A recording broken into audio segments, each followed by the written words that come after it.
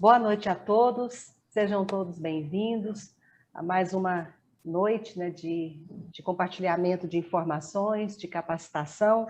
Hoje nós estaremos tratando de um outro ambiente de trabalho, que é a extensão e elemento componente também, né, de processos e organização do trabalho das instituições de saúde, que são as unidades móveis. Vamos tratar de ambulâncias, de saúde e segurança dos trabalhadores e dos profissionais de saúde nesse ambiente de trabalho que historicamente não é da pandemia, historicamente existem uma série de desafios, né, dos profissionais, dos trabalhadores desses ambientes. Né. Por parte da Auditoria Fiscal do Trabalho, uma luta muito grande, né, para realmente impedir que veículos adaptados, veículos inseguros, veículos sem manutenção, veículos sem os elementos mínimos, né, de assistência, inclusive, sejam utilizados para transportar pacientes. Durante a pandemia, nós recebemos muitas informações de trabalhadores de saúde, inclusive de agravamento do quadro de pacientes, em razão desses transportes precários, ou em razão de falta além de transportes precários, as questões que envolvem treinamentos, capacitações de trabalhadores desse meio ambiente de trabalho. É um assunto antigo, tem lutas, inclusive, de categorias, né, para que essas precariedades sejam suprimidas, uma luta antiga para também que haja uma mudança na legislação brasileira, que acaba permitindo que veículos adaptados, veículos inseguros, acabem transportando pacientes, né? Por parte eu vou falar de uma atuação específica da Auditoria Fiscal do Trabalho, com o nosso Sindicato Nacional, junto em ambientes do CONTRAN, inclusive, nós temos feito esforço para mudar a legislação, né? E a sociedade tem que entender, por isso nós decidimos fazer essa live de hoje com esse tema. A sociedade tem que entender a importância da mobilização, de apoio a todos os trabalhadores que estão lutando para a mudança dessa legislação, e os gestores têm que entender o seguinte, que legislações ruins não podem ser aplicadas. É o que a gente tem falado aqui reiteradamente, que a crítica permanente à legislação existente, ela é extremamente importante. Porque embora haja uma autorização, é seguro você ter uma unidade móvel nessas condições? É esse tipo de assistência que você quer prestar para o seu paciente? É essa condição de trabalho que você quer garantir para o seu trabalhador? Seja profissional de saúde, seja um motorista profissional? Então, o tema de hoje é de extrema relevância para a saúde pública e para a segurança pública, porque esses veículos precários causam muitos acidentes, são envolvidos em muitos acidentes também, acidentes de trânsito, que acabam muitas vezes ceifando as vidas de profissionais, de trabalhadores desse ambiente de trabalho, dessas ambulâncias, né, e também de pacientes que eventualmente possam estar sendo transportados no momento da ocorrência dos acidentes. Então, é com muito prazer que eu vou chamar uma das pessoas assim, que mais nos ajuda com esse tema também, o Daniel. O Daniel, ele tem uma história de atuação com a gente na Auditoria Fiscal do Trabalho. Nome completo, né, Daniel? Daniel Regis de Oliveira Ribeiro, engenheiro ambiental do Hospital Geral de Goiânia, Dr. Alberto Reis, HGG, e do Hemocentro, coordenador estadual de Goiás, professor Nion Bernaz, membro da Comissão Especial de Resíduos de Serviços de Saúde da Associação Brasileira de Normas Técnicas. Antes de passar a palavra para os nossos mediadores, eu quis fazer um destaque com relação a essa atuação específica do Daniel, porque eu tenho muita esperança, Daniel, que esse grupo de estudos, quem sabe, seja o primeiro a dar o pontapé inicial aí em termos técnicos, como a gente falou agora com o doutor Raimundo, de dar o amparo técnico necessário para a mudança da legislação nacional em relação a esse tema também. Tá? Doutor Raimundo, as suas considerações iniciais. Boa noite, pessoal. Grande satisfação estarmos aqui mais uma quinta-feira. Boa noite, doutora Jaqueline, doutora Zilá, doutora Adriana, aos nossos expositores, Vilmar e Daniel. E mais uma oportunidade, mas principalmente para estendermos para uma reflexão, porque vocês têm observado que nós já estamos no nosso 11º encontro, doutora É isso. No 11º encontro, né, de capacitação permanente dos gestores e dos trabalhadores. E nós viemos de análises técnicas, visando segurança dos nossos microsistemas e agora estendendo a saúde em toda a sua jornada ampliada, para vocês verem que uma saúde é um ambiente complexo, que tem vários personagens trabalhando de maneira colaborativa para que a saúde ao paciente seja entregue da melhor maneira possível, mas com segurança para toda a cadeia. E é nessa perspectiva que hoje nós vamos trazer aqui a oportunidade de ouvir duas pessoas que têm condições excelentes para nos trazer informações para que a gente consiga ter essa percepção do quanto o esforço é grande para que tudo aconteça da melhor maneira possível. Agradeço mais uma vez a oportunidade. Volta a palavra, doutora Jaqueline, à vontade. Adriana, a sua fala inicial, por favor. Boa noite a todos, sejam todos bem-vindos a mais um dia de capacitação. 11ª, né? Já são muitas. Espero que todos, né, aproveitem bastante. Hoje, né, a gente foram divulgados casos da cepa indiana, né? Hoje não está sendo um dia de muitas comemorações. O número de casos de óbito subindo novamente, né? A pandemia, infelizmente, ela continua, né? E nós não sabemos por quanto tempo, né? E hoje a gente continua aqui dando apoio aos profissionais, aos gestores, e espero que todos os gestores, né, todo mundo esteja realmente dando apoio. E com esse tema, né, a importância de entendermos, né, a questão do transporte, a importância dessa segurança. Acredito que a maioria da população muitas vezes não questiona, né, e não tem essa... Nós mesmos, profissionais de saúde, muitas vezes não nos preocupamos com essa questão do transporte. A gente não sabe muito bem como que isso acontece, como que é feito, né, se o carro é ideal, como que está vindo. E pensando muito, assim, desse deslocamento do pessoal do interior, muitas vezes ele quer vir, ele quer procurar assistência, né? Ele não sabe realmente esse meio, como que ele vai ser, né? Ele quer chegar no destino. E geralmente só pensa realmente no destino, né? Onde ele vai receber assistência. A maioria das pessoas não pensa nesse trajeto, que também faz parte da assistência, né? Então, hoje, mais um dia, né, de aprendizado. Então, sejam todos bem-vindos, aproveitem bastante. Zilá, minha querida. Boa noite a todos. Boa noite, doutora Adriana, doutor Raimundo, doutora Jaqueline e os nossos expositores também aqui de hoje. Nós agradecemos sempre a presença de vocês todos. E nós estamos aqui repetindo, né, o 11º encontro, e assim, para discutir um assunto tão relevância, porque quando nós falamos em biossegurança e segurança da vida, então eu não posso ter a minha vida, querer proteger a minha vida, se eu não ver a parte do ambiente, certo? Não ver o outro. Então, é um contexto que a gente precisa discutir, e ver essas medidas que são adotadas, que devem ser adotadas para realmente garantir essa biossegurança. E a parte do transporte é fundamental. Por quê? Porque se você não garante um transporte do paciente com qualidade, ou seja, você está colocando em risco o paciente, o trabalhador e todas as pessoas, toda a população que está ali, vamos dizer, ao lado desses transportes, né? Porque também está colocando em risco a vida da população em geral. Então, é um tema super importante, necessário, relevante, que nós vamos estar discutindo aqui com dois palestrantes, que a gente agradece muito, com certeza que vão estar abrilhantando nossa noite. Então, sejam todos muito bem-vindos. Obrigada. Doutora Jaqueline?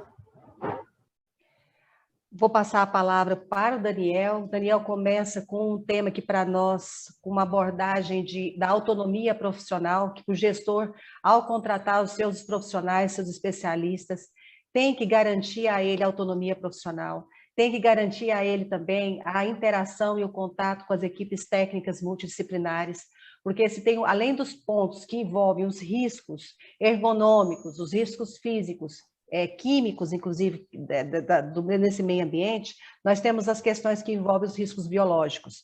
E aí, cabe aos gestores colocarem o seu serviço de controle de infecção em contato com a sua gerência, estar em contato permanente com sua diretoria, gerência de transporte, seja o que for, né, para que haja o desenvolvimento e aplicação de protocolos eficientes, incluindo aí todo o processo de higienização e de esterilização que for necessário, né? E os processos, que esses POPs, que esses procedimentos, eles se estendam até mesmo às empresas prestadoras de serviço, e isso tem que ser vigiado pelo gestor, né, doutor Raimundo? Isso tem que ser vigiado ou seja, um coordenador, um executor, porque também não é terceirizar e deixa para lá e não fiscalizar. A CCIH tem que ir lá e ver se a ambulância está sendo higienizada, se os seus elementos estão sendo esterilizados, tem que acompanhar o processo, tem que rescindir contrato, que quem não está cumprindo com a sua obrigação contratual e não está garantindo a eficiência do controle, porque quando nós lidamos com risco biológico, com riscos de contaminação, quem garante que não houve um agravamento de quadro, quem garante que não pegou uma doença, quem garante que o trabalhador não foi contaminado por conta de falta, né, de aplicação desses protocolos de controle de infecção, não é, Adriana? Daniel, seja muito bem-vindo, a fala é sua. Muito obrigada. Boa noite a todos e a todas. Bom, eu vou tentar passar um pouco da nossa realidade desde o início da gestão e que a gente tentou mudar um pouco esse aspecto, mesmo lutando com as barreiras que a gente tem, a parte da burocracia, a parte dos órgãos de fiscalização, dos conflitos que tem entre os órgãos e que a gente tenta ali transpor tudo isso para dar o melhor possível de condições de trabalho para os trabalhadores e também fazer uma questão da segurança para todos eles, não só o trabalhador, mas também o paciente. A gente traz uma realidade a nível de Estado, a nível Brasil, de muitos anos, que se tem essa adaptação de veículos de carga para fazer transporte de pacientes. Isso é transporte municipal, intermunicipal e interestadual também. Então, muitas das vezes é aquela questão, o conflito que se tem. De quem é a responsabilidade de fiscalizar isso? É do município? É do Estado? Quem que vai abranger essa fiscalização, as adequações necessárias para que isso possa ser feito da maneira correta e que possa dar as condições de trabalho também para todos os trabalhadores que atuam nessa área, não só a questão dos motoristas, mas a equipe de enfermagem, a equipe médica e todos os procedimentos que abrangem essa questão.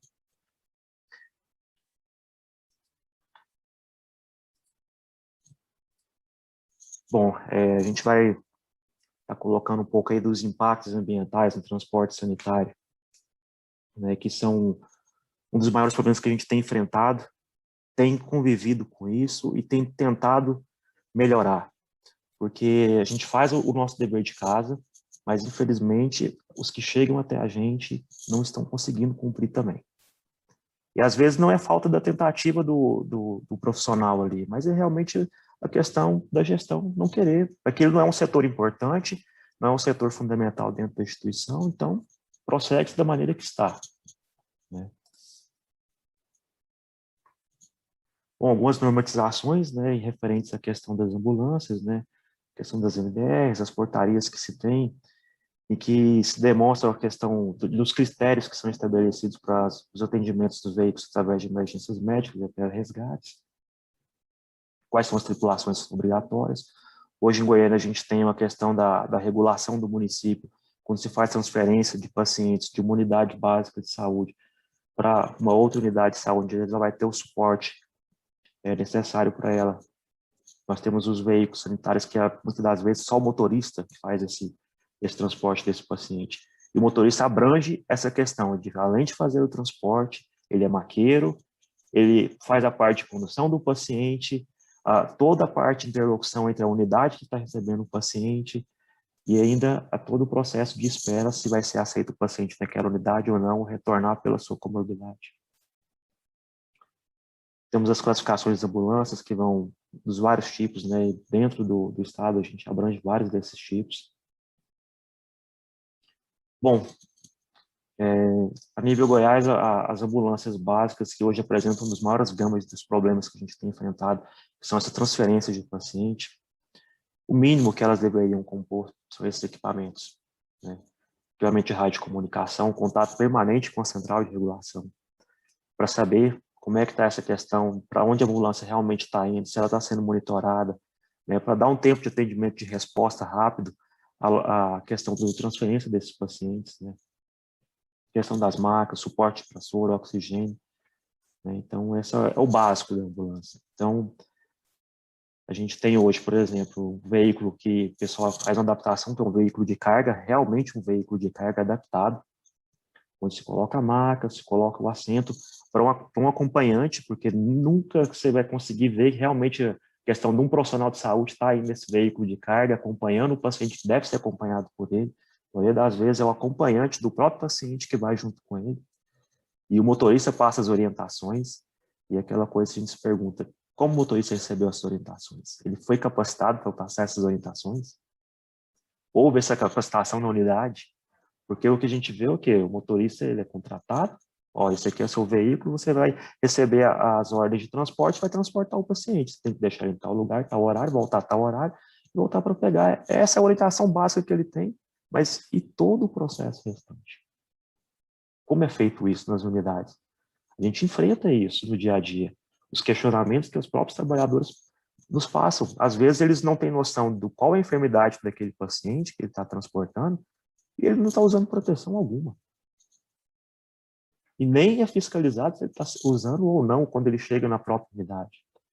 Então a gente tem dois tipos de veículos aqui que estão sendo demonstrados, né? Um que é o mais utilizado no transporte sanitário entre as unidades básicas de saúde, e a questão já são os suportes básicos, né, do SAMU, são as ambulâncias mais equipadas, que já apresentam uma estrutura melhor com os equipamentos, né, para poder fazer esses atendimentos e fazer também esses transportes entre unidades. Então a gente verifica a questão dos EPIs que são necessários para esses trabalhadores, né? Muitas das vezes o motorista acha que ele não tem que usar essa questão dos EPIs, mas ele está ali no veículo, compartilhando o mesmo local ali, um momento ou outro ele vai ter esse contato, na hora que ele vai abrir a porta, na hora que ele vai estar ali dando auxílio ali, e as questões podem ocorrer, principalmente nesse momento, questão de pandemia.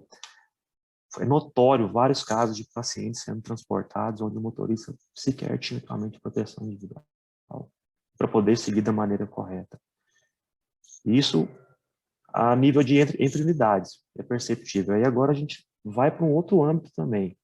Aqueles pacientes que passam por consultas eletivas nas unidades de saúde da capital, que vêm do interior. Que hoje, o que se vê em Goiânia, toda madrugada, são filas e filas de vans, deixando aqueles pacientes ali nas portas das unidades. E aquele motorista que está trazendo esses pacientes do interior para cá? Está sendo protegido? Ele tem uma capacitação para isso? E a gente se esbarra com essas situações. Até uma exemplificação aqui da questão do motorista, ele executa, né? Ele é o maqueiro, ele é o condutor ali do paciente, ele auxilia, né? Leva na unidade, espera a unidade receber, a unidade recebe, quantas das vezes a unidade não recebe, ele tem que trazer o paciente novamente para a unidade, né? Aí você vê, cadê a proteção? Cadê a capacitação? É responsabilidade do motorista fazer esse trabalho? Às vezes se enxuga o quadro de pessoal, não pensando nessa situação. O motorista abrange toda essa função, sendo que quem deveria estar ali acompanhando esse paciente é um outro profissional de saúde, não o motorista. Bom, aí a gente agora abrange uma situação que também é preocupante. É preocupante e vem por vários anos e a gente se esbarra nessas questões. Os procedimentos de higienização desses veículos. Não só a higienização, mas a esterilização. se procura, qual a norma que a gente vai adotar? Existe algum procedimento correto a ser adotado? Eu tenho alguns pareceres, até os próprios conselhos emitem pareceres de como ser executado.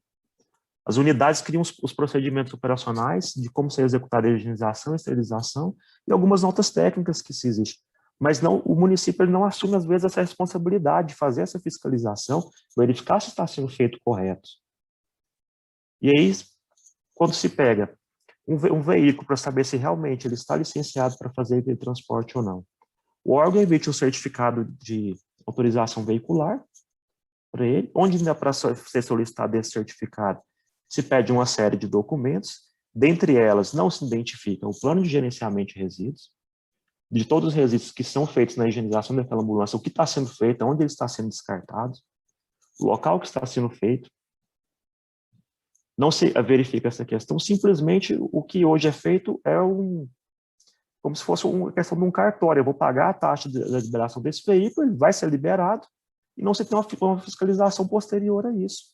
E esse veículo roda anos e anos, e não se tem uma verificação de se ele realmente está em conformidade ou não, se ele ainda continua em condições de estar rodando e atendendo aquele objetivo fim dele. E a gente se depara com essas situações. O veículo sendo utilizado para carregar resíduos, e automaticamente depois utiliza-se para levar os pacientes. Quando é feita as suas higienizações, não são feitos em locais adequados, as pessoas não estão preparadas com os equipamentos adequados para fazer essa higienização. Né? E a gente passa para o cenário que estamos vivendo hoje, então, da questão da pandemia. Será que é correto esses profissionais continuarem atuando dessa forma, fazendo a higienização desses veículos da maneira que está sendo feito? Aí você procura, a nível Goiânia, quais os lava-jatos hoje estão licenciados para poder fazer a limpeza e higienização desses veículos. Tem-se muitos lava-jatos a licença ambiental normal deles de fazer higienização veicular, mas higienização para os veículos de transporte de pacientes.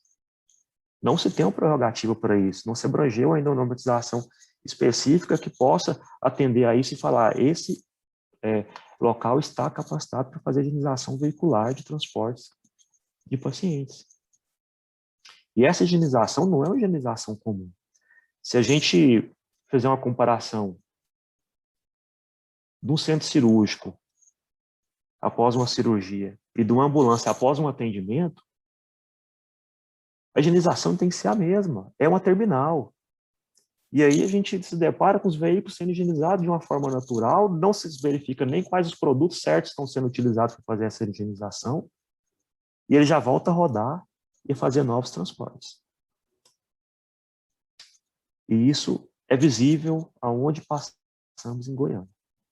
Certo? Então, assim, a gente consegue identificar isso, não está certo, mas continua não se fazendo nada a respeito dessa situação, e no final, quem está realmente na vulnerabilidade disso são os trabalhadores, aqueles que efetuam a higienização dessas ambulâncias, os próprios profissionais que estão atuando nesses equipamentos, que estão rotineiramente fazendo o ciclo desse transporte, onde as coisas não foram feitas da maneira adequada.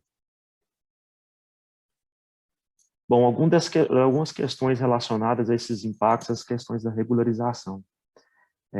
O que acontece? A gente, por experiência própria, a gente busca os órgãos de controle, né, para poder identificar, por exemplo, vou dar um exemplo, se buscar um órgão de controle na área de licenciamento ambiental. Se você buscar qual lava-jato que hoje em Goiânia tem licença ambiental para efetuar a higienização de ambulâncias, o próprio órgão não sabe te dizer, porque ele não emite essa licença. Aí você busca também a nível interior. O interior, por si só, ele tem a garagem lá da prefeitura e todos os veículos são higienizados lá. Do veículo comum, da ambulância, todos são higienizados lá e da maneira normal, sem qualquer equipamento de proteção, e por si só segue. O Ministério da Saúde ele tem alguns procedimentos que ele repassa para que sejam executados da maneira correta. Né? Então, tem todo o procedimento do local correto para ser higienizada a ambulância, né? A maneira da captação desses resíduos, né? A questão dos resíduos líquidos e também dos resíduos que são tirados da ambulância. Então, muitas das vezes, se essas ambulâncias são higienizadas em locais incorretos, esses resíduos vão para a rede coletora de esgoto. E uma rede coletora de esgoto obstruída, vem-se o profissional da Saneago para fazer essa desobstrução. E lá ele me depara com uma seringa, com uma agulha e com outras coisas mais provenientes de um local que foi efetuada a higienização sem estar adequado para efetuar esses procedimentos. E aí a gente já vai abrangendo outros profissionais. E se faz uma modelagem desse sistema ambiental, onde a gente abarca vários profissionais que estão sendo afetados por uma coisa que está fora de controle em relação a essa questão das normatizações. E a gente pega os equipamentos das ambulâncias. Após um transporte, tem que ser higienizado. Aí você vai na unidade de saúde e pergunta, onde você faz a higienização dos equipamentos? Não tem um local. Quando vai lá para o Lava Jato, ele já faz, coloca ali e já faz tudo lá. Aí você vai, como? Qual produto foi usado para fazer essa higienização e esterilização desse equipamento? Nenhum. Não se tem esse controle de quais produtos são utilizados, não se tem essa verificar se realmente está sendo feito da forma correta, se ali está garantindo o mínimo de segurança para o próximo paciente que vai ser transportado, e também para os trabalhadores. Então, assim, o Ministério passa todas essas normas, mas chega-se na questão do Estado e do município fazer essa fiscalização, o que a gente sente é que está correndo solto. Não se tem essa fiscalização e por economia, que é uma economia que, de uma forma totalmente errada, prefere-se fazer dessa forma e dar sequência da maneira que vem sendo feita há anos. Então, essa aí é a questão do manual, né, que demonstra a separação de todos os resíduos que são coletados no momento de higienização da ambulância e todas as questões, e os produtos que são esterilizados que devem ser repostos na ambulância, né, e também aqueles que devem ser encaminhados para esterilização. E aí, muitas das vezes, aquilo fica acumulado ali na ambulância durante todo o período e no final do dia que se repassa isso para que possa se dar provimento. Isso é o que a gente já identificou em várias vezes. Então, um exemplo de alguns ambientes que seguem os procedimentos. Então, assim, um comparativo do que a gente viu um pouco atrás, o pessoal sem qualquer equipamento para fazer a higienização e esterilização dos equipamentos, e aqui já um modelo que deve ser seguido, que é o correto, né? Isso não só para nível das unidades de suporte básica e avançada, mas também para os transportes sanitários que são feitos, os transportes dos pacientes das unidades básicas. Tem que ser o mesmo tratamento, não tem como a gente abranger para um de uma forma e para outro de outra forma. O risco está sendo o mesmo, ele é direcionado a todos. Bom, aqui é um pouco da evolução do transporte sanitário no nosso país, né, que a gente vem pegando aí de alguns tempos. Eu vou passar um vídeo aqui para vocês terem um pouco dessa realidade em relação a isso, que é crítico, são situações críticas.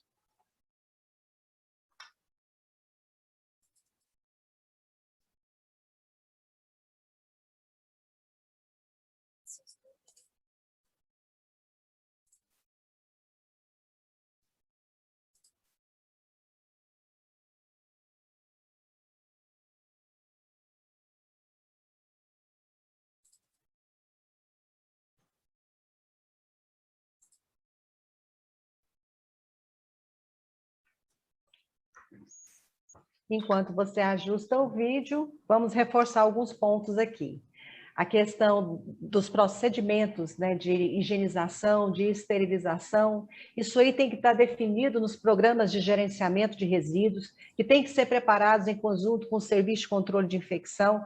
Ah, precisa? Sim, é necessário, porque nós estamos lidando com riscos biológicos, com riscos ocupacionais que vêm de instituições de saúde, né? Então, assim, os mesmos profissionais que elaboram os programas de gerenciamento de resíduos, em conjunto com as equipes técnicas do Serviço de Controle de Infecção, são os mesmos que têm que fazer um POP, né, doutor Raimundo? Tem que ter um POP específico, né, Zilar? Para esse ambiente de trabalho. Do mesmo jeito que você tem o POP do centro cirúrgico, você tem o POP da UTI, você tem o POP da ambulância. A mesma situação. Porque interessante que a maioria dos gestores acha que porque esses serviços são prestados fora das suas instituições, fora das suas paredes dos seus hospitais, eles não têm responsabilidade nenhuma com o que está acontecendo do lado de fora. E não é assim que acontece. Nós estamos falando de atividades, né? Aí no caso é um trajeto que faz parte da assistência. Isso ainda é um plus em relação à CME, lavanderia, porque é a assistência que esses profissionais fazem, tanto os motoristas profissionais quanto a equipe médica, da enfermagem que está ali. Não é, Adriana? Isso é uma composição de assistência. Você está dando uma resposta imediata a uma questão de saúde, né? Então, não tem diferença. Mas é um problema, né, doutor Raimundo? O pessoal acha que porque está fora do hospital não tem extensão de responsabilidades, extensão de cuidados, que não tem que ter POP, e tem que ter para tudo isso. Interessante que quando a gente faz a comparação com a aviação, e é isso que nós vamos fazer em junho, nós teremos um especialista que vai fazer essa comparação do transporte de pacientes na aviação e o transporte de pacientes no rodoviário. Vocês vão ver a diferença do tipo de modal, mas que faz o mesmo tipo de transporte de pessoas. Né, doutor Raimundo? O interessante é que se a gente tivesse a oportunidade de conhecer algumas áreas hospitalares para internar numa instituição ou fazer procedimento, talvez a gente escolheria diferente aí alguns hospitais. Se todo mundo soubesse o que faz numa CME, o que faz na lavanderia, provavelmente seriam esses locais aí que seriam escolhidos para visita, para entender se a instituição funciona da maneira adequada ou não, porque ali a gente sabe que o controle ele precisa ser muito rigoroso e a gente entende aí como é que as coisas acontecem em algumas instituições. Mas um fato relevante que o Daniel trouxe, e eu até anotei aqui, é na perspectiva comportamental da transição do cuidado. Quando a gente solicita um transporte, a gente está fazendo a transição de cuidado. E nessa transição de cuidado existe uma corresponsabilidade, que é uma responsabilidade compartilhada entre setores, e isso precisa ser muito bem percebido e muito bem ajustado para que a gente consiga ter a ideia do quão complexo é um transporte dessa natureza. E muitas vezes há um negligenciamento aí dessa relação. E aí o paciente acaba ficando mais exposto, né? E um outro ponto, talvez, aí nessa quantidade de carros adaptados, né, que o Daniel trouxe, mais uma vez, aquilo que a gente acaba tendo de mais comum no país, né, que é não pensar na contingência. Eles acabam fazendo a utilização adaptada de algum transporte, mas nunca querendo usar ou achando que nunca vai ser necessário, mas quando precisa, acaba expondo todo mundo que está nessa cadeia do cuidado, né? A responsabilidade nesse aspecto, como a doutora Jaqueline trouxe, de mesmo não acontecendo dentro dos limites hospitalares, mas faz parte também da gestão por conta dessa corresponsabilidade de transição. Quando você sai de uma unidade básica e vai para uma unidade secundária ou terciária, você tem uma responsabilidade com o paciente até que ele chegue lá, inclusive em como ele está sendo conduzido. Daniel? Só um momento que eu passei para o Guilherme aqui, ele vai publicar para a gente o vídeo. Ah, então eu vou... Ah, ok. E uma ambulância capotou depois de bater com um carro ontem à tarde no cruzamento da Avenida Jamel Cecílio com a Marginal Botafogo, aqui em Goiânia. A ambulância estava vindo de Cristianópolis e, com o impacto da batida, o veículo tombou, fazendo com que a maca onde estava uma paciente idosa fosse parar na pista. A mulher de 78 anos sofreu um corte na cabeça e foi encaminhada para o UCO. A acompanhante da paciente e o motorista da ambulância tiveram apenas escoriações leves e foram atendidos no local do acidente. Bom, então isso é a questão que a gente estava falando, né? Qual que é a segurança que se tem para a pessoa que está dentro desse veículo, na parte de trás, sendo conduzida? Então, essa é uma das questões que se pega muito, de não ter um protocolo adotado para esse transporte ser feito da maneira correta. Numa situação em que o veículo está em alta velocidade, pode ocorrer um acidente, né? Tem um outro vídeo também, Guilherme, se você puder passar ele para a gente.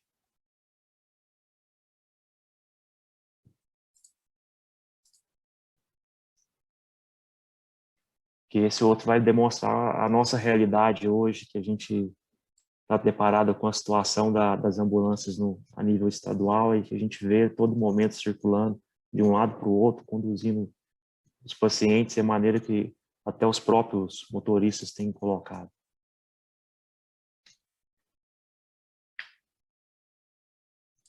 Vou pedir só um minutinho, porque tá baixando o vídeo aqui, só um minuto. Bom, então, Adriana, vamos falar um pouquinho a respeito dos riscos de contaminação pela falta de controle, né, de infecção nas ambulâncias, nessas unidades móveis. Aí eu vou deixar para você falar um pouquinho e volta naquele assunto das bactérias multiresistentes também, né? As bactérias multiresistentes marcou, né?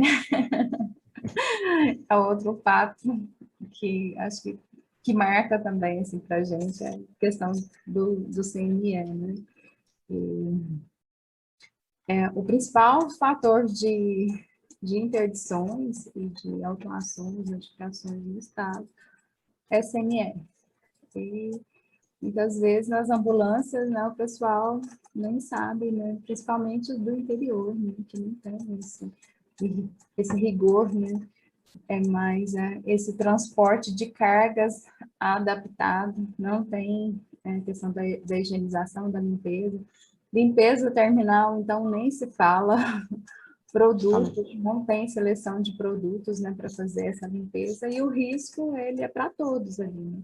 Eu considero até que o risco para os profissionais de saúde, né, ou para o motorista, no caso, que muitas vezes não é profissional de saúde,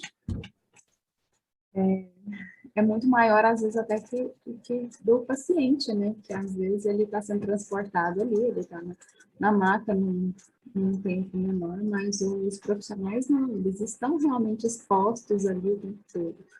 E o que a gente vê muito, na realidade, são esses trabalhadores, eles estão preocupados em atender, achando que eu estou atendendo, eu estou fazendo meu trabalho de estar transportando, de estar levando de um local para o outro, que vai ter uma assistência qualificada. Eu estou fazendo o meu melhor, e é só isso que importa, né? Não é. Né? Esse pensamento, eu acho que ele já ficou muito atrás, no serviço de saúde mesmo, antes eu acredito que tinha muito esse pensamento, né? Eu tenho que fazer o meu trabalho, não importa como, né? E hoje a gente sabe que não é só fazer o nosso trabalho, né? Tem as maneiras corretas, tem a maneira correta de ser feito, tem procedimento, e o procedimento existe para isso, né? Para descrever como que tem que ser feito, essa padronização dos equipamentos, dos materiais de limpeza, de higienização. Então, os gestores realmente têm que se preocupar, passar a preocupar com essas questões e apoiar, né? E os profissionais de saúde, eu acredito que eles têm que cobrar também, né? Eles têm que entender o porquê que existe essa padronização, o porquê dessa higienização, o porquê dessa limpeza, o porquê que esse procedimento tem que ser feito dessa maneira, né? E que é para a segurança de todos, inclusive, principalmente, né, deles. Daniel, o vídeo.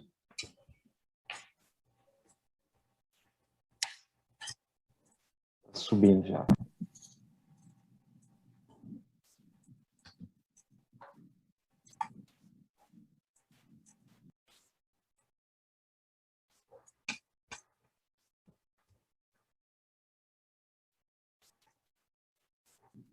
Olha que absurdo, o Sindicato dos Condutores de Ambulâncias de Goiás denunciou as condições precárias que os veículos estão circulando em todo o estado. Só para ter uma ideia, em 2008 eram 45 ambulâncias, mas agora, passado 10 anos, são 6 a 8 carros que fazem os atendimentos da população de Goiânia e região metropolitana. Olha, olha só a situação dessa ambulância. Os bancos estão soltos, o estofado velho e a maca toda estragada. É possível ver que o veículo está bem danificado em várias partes. Nessa outra ambulância, o banco está completamente solto. A porta de outro veículo é amarrada com uma corda. As fotos foram repassadas pelo Sindicato dos Condutores de Ambulância de Goiás, que denunciou as péssimas condições de uso para transportar pacientes. O pessoal está trabalhando com sucatas, não são carros preparados, não são ambulâncias, né? Muitas vezes, a maioria são carros de transporte de carga adaptados para ambulância. Isso é um crime quando esse veículo se envolve em acidente, vem a óbito o passageiro e os acompanhantes. Teve até um caso aqui no início do ano, lá uma ambulância da Prefeitura de Aparecida, cujo acompanhante fraturou o pé porque o banco quebrado. Segundo os... Bom, gente, é só uma parte para a gente poder ter uma visão da situação que hoje se encontra e que perdura já por vários anos, nessa questão do transporte sanitário.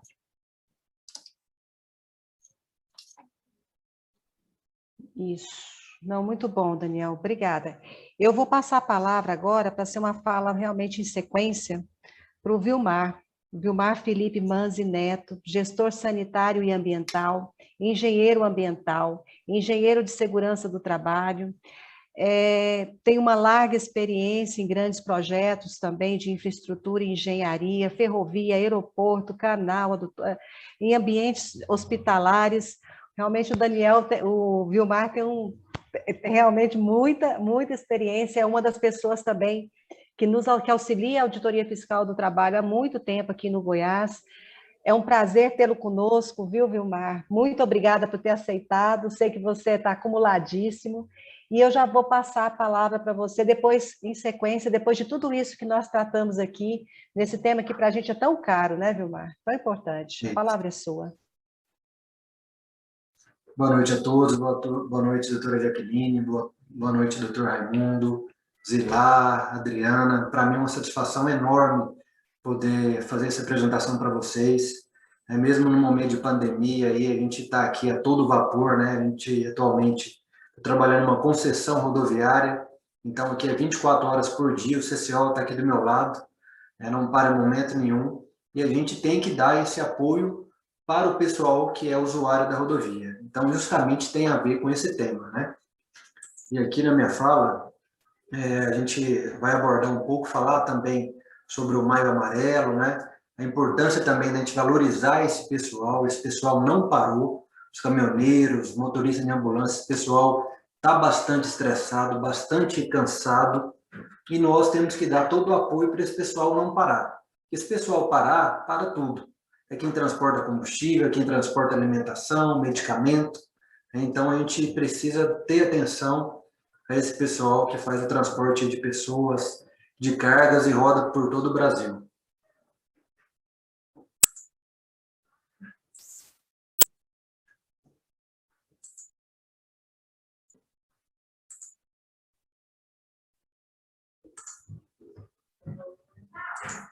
Pessoal, estão conseguindo ver a minha tela aí bem?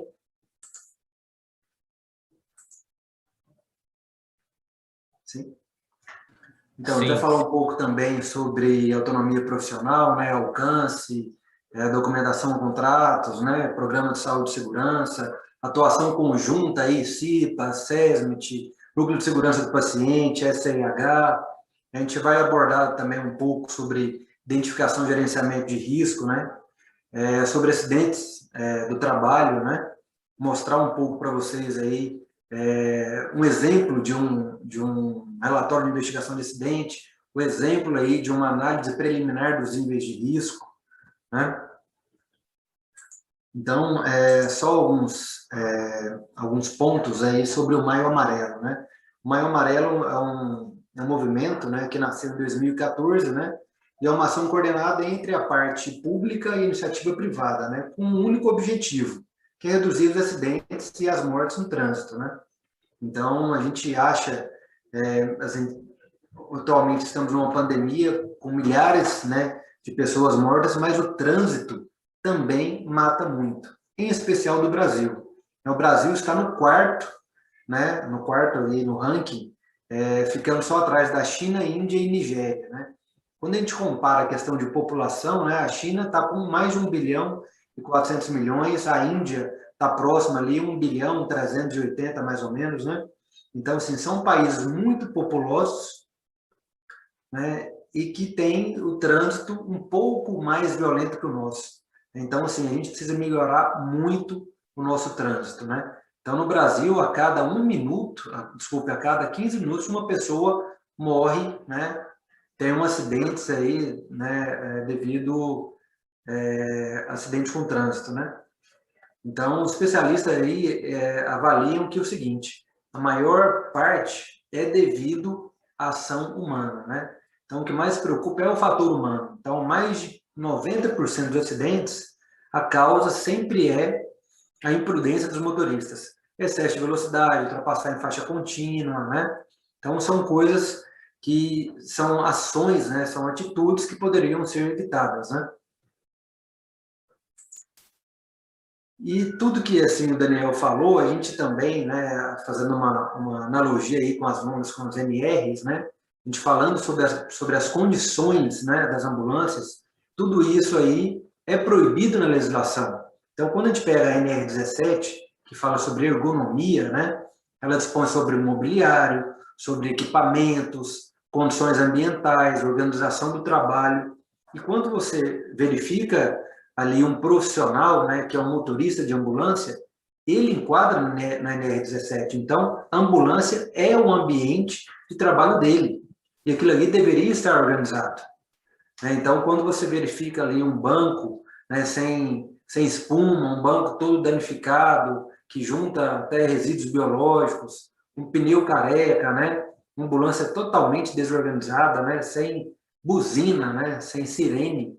Então, a gente vê que isso aí não está, né, atendendo uma norma que é NR17. Além também de não estar atendendo NR32, NR24, né, então, a condição de trabalho ali daqueles colaboradores, não só do motorista, mas como dos técnicos de enfermagem, enfermeiro e até médico, é o descumprimento de várias NRs em cadeia, né? A NR é um conjunto que uma interliga na outra. Então, quando a gente verifica essas imagens aí, né, a gente vê que a NR17 está sendo descumprida sim, né? A gente também sabe que tem motoristas, né, até o Daniel falou há pouco, que sai do interior e vai para Goiânia. E às vezes são interiores que ficam a 400, 500 quilômetros de distância, e ele sai lá de madrugada, chega às vezes no final do dia em Goiânia, não consegue voltar e dorme em condições terríveis, em péssimas condições, dentro de ambulância. Não somente motorista, né, de ambulância, mas também caminhoneiros, né? Condições muito ruins. E isso também desencadeia outros problemas. Às vezes a pessoa está numa condição tão ruim ali para poder dormir, para poder descansar, que acaba levando essa pessoa para a bebida. Então a pessoa, para poder conseguir dormir melhor, para conseguir descansar, prefere beber. E aí a pessoa não tem limite e acontece, né, algumas das vezes aí que a gente vê que o PRF, né, prendendo um motorista de ambulância que estava bêbado, né? Então, assim, a gente verifica várias reportagens dessa maneira, né?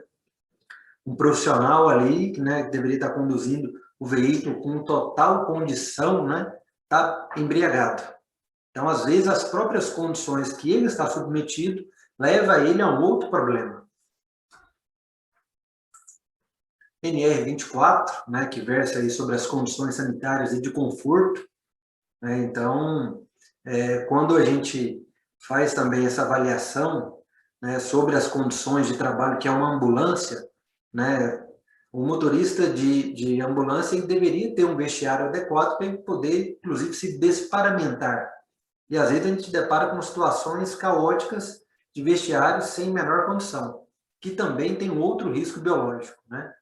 Então, a gente sabe que tem, às vezes, algumas UPAs de interior que são bem pequenas, né, que não tem a menor condição ali de conforto, né, que não propicia ali para que o motorista de ambulância, a equipe de enfermagem, a equipe de saúde possa fazer a troca adequada dessas vestimentas, né? E a NR24 também versa aí sobre as atividades que impliquem em contato com sujidade. que no caso é o pessoal da área da saúde e, às vezes, até o próprio motorista, que faz esse apoio aí com os pacientes.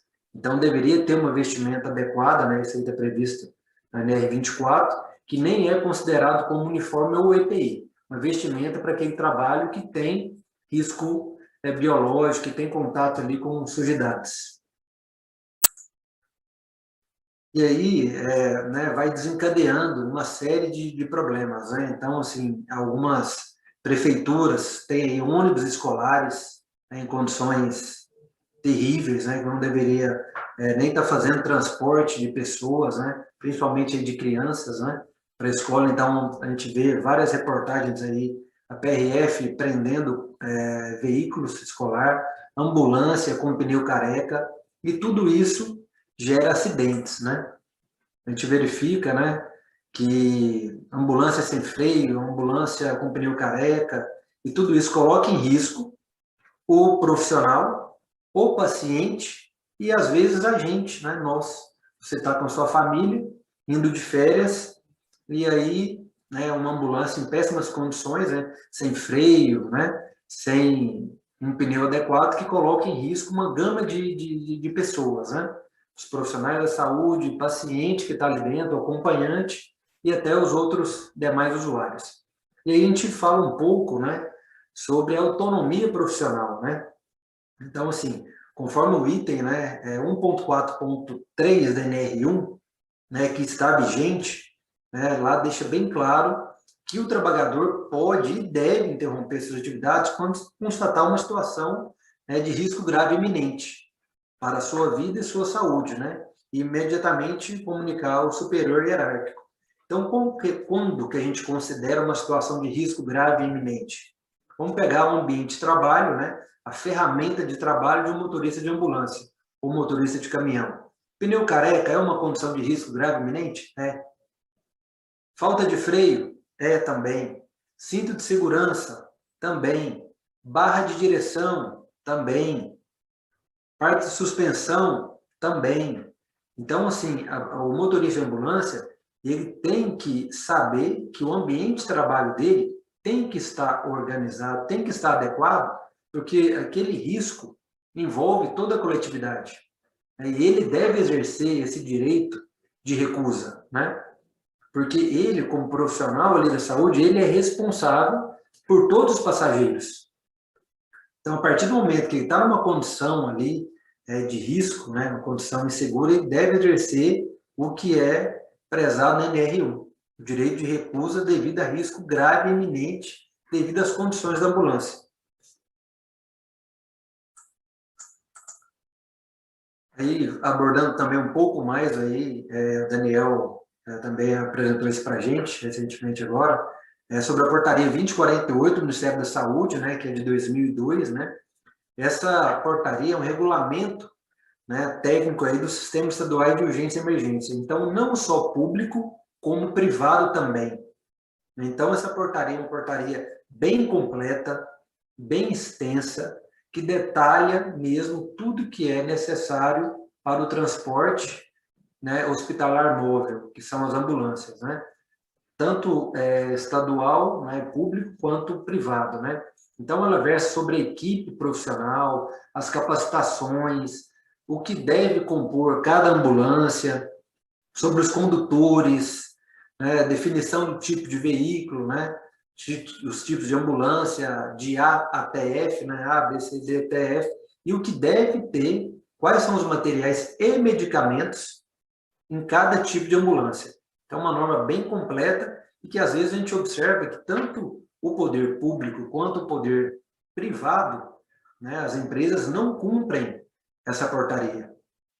Né? Então, se a gente for realmente no detalhe, né, é uma portaria que deveria ser cumprida porque ela é bem completa. Né? Então, ela define todos os medicamentos, a tripulação, inclusive fala até, né, doutora, sobre o transporte aéreo. Fala sobre a parte aeromédica, o que deve ter na aeronave, quais são a capacitação mínima, né, e a quantidade de horas, né? Então, lá versa sobre todos esses detalhes. e também questão, né, dos conteúdos, né, certificação mínima de toda a equipe que faz parte aí dessa parte pré-hospitalar móvel, tanto terrestre quanto aéreo, né. A gente falando um pouco, né, sobre NR6, né, sobre a parte de EPIs, né, a maioria das pessoas sabem aqui que tem a parte que compete ao empregador e tem a parte que compete ao empregado. Então, assim, um resumo bem breve, né, o que compete ali ao empregador, né, que é adquirir, né, o equipamento adequado para a atividade. E às vezes tem empresas menores, né, uma empresa que está começando, que a empresa mesmo não tem dúvida. Às vezes não tem o profissional da área da segurança, não tem ainda a CIPA formada, mas é importante uma equipe técnica multidisciplinar para poder fazer essa avaliação. Então, quando a gente pega, por exemplo, um ambiente hospitalar, é importantíssimo o SESMIT, junto com a CIPA, Núcleo de Segurança do Paciente, em conjunto, avaliar no detalhe. E outra, não esquecer do trabalhador, porque às vezes vem ali um EPI mirabolante que a pessoa fica engessada, não consegue ter, né, a maleabilidade, o movimento que ela precisa para executar aquela atividade e também se coloca em risco. Então, é importante, sim, escutar também o trabalhador, né? É importante também orientar e treinar o trabalhador sobre o uso adequado daquele equipamento, né? Por que a gente fala isso? Mas isso é básico, né? Treinar equipamento para poder usar aquilo é treinar. Eu não esqueço uma conversa que eu tive com a doutora Jaqueline, né, quando ela estava fazendo uma fiscalização em uma grande obra, que tinham trabalhadores de fora, de outro país. E o pessoal tinha orientado, mas tinha orientado na língua local, não tinha orientado na linguagem deles. Então, é muito importante treinar os trabalhadores na linguagem deles, não só local, porque às vezes você está treinando e a pessoa não está captando aquela informação. Então, é muito importante na linguagem da pessoa ali, para que ela entenda a importância e a forma adequada de usar aquele EPI. Responsabilizar-se pela higienização e manutenção periódica. E como que o empregador vai se responsabilizar pela manutenção periódica? Durante as vistorias, durante a evidência. Então, o empregador precisa, né, e isso até a norma fala, que ele é responsável pela higienização e manutenção. Mas como você vai saber? Em vistorias. Então, tem que olhar, verificar os EPIs que o pessoal está utilizando, se está adequado, se está no tempo de validade, né, do próprio equipamento. Então, é importante fazer vistorias para identificar a qualidade, né, a condição, a manutenção aí dos EPIs. Registrar o fornecimento, né, então a gente vê que tem empresa que entrega o EPI, mas não registra que entregou. Então, não tem um controle efetivo.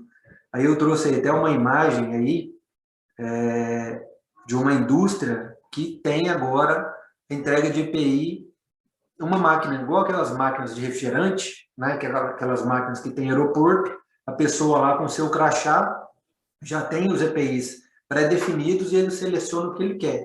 Então, é uma maneira bem eficiente, né, de registro e de entrega rápida, adequada de um EPI. É uma inovação, né, inovação tecnológica, né?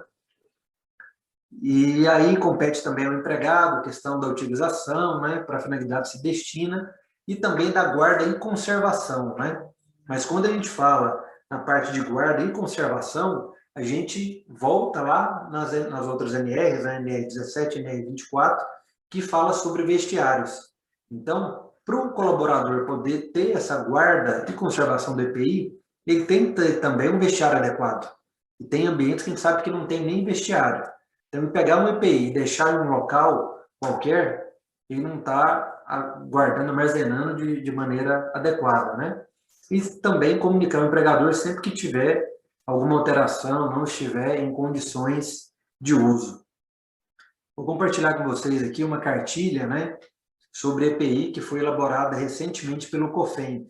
Eu sei que a gente já falou sobre isso, né, em outras oportunidades, né, em outras lives, mas essa cartilha do COFEM, ela é bem bacana, porque ela mostra como o pessoal da área da saúde deve se desparamentar para não se contaminar.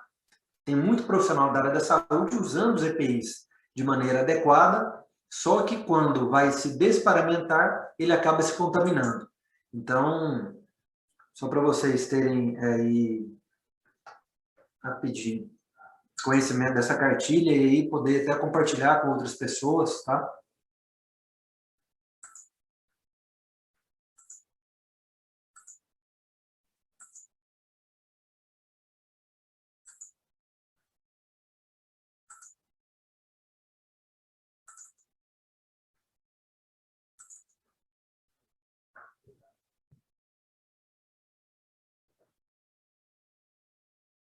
Pessoal, estão conseguindo ver bem aí essa cartilha? Sim. Abriu para vocês? Sim. Sim. Então, principalmente aqui, ó, ela é bem completa na página 11, né? Aqui na página 11 ela mostra adequadamente como que o pessoal da área da saúde deve se desparamentar, né? Orientações sobre retirada dos equipamentos de proteção individual, EPIs. Então, é um passo a passo bem bacana, bem completo, bem didático, né, que mostra como que o pessoal da área da saúde, os profissionais, devem se paramentar para não se contaminar. Então, tem todo um passo a passo aí, sempre começar pelas luvas, depois álcool em gel, avental e o capote, depois gorro e touca, protetor facial e o óculos, e, por último, a máscara cirúrgica e a máscara de proteção respiratória. Então, um passo a passo aí, muito bem feito, muito bem elaborado pelo COFEM, tá?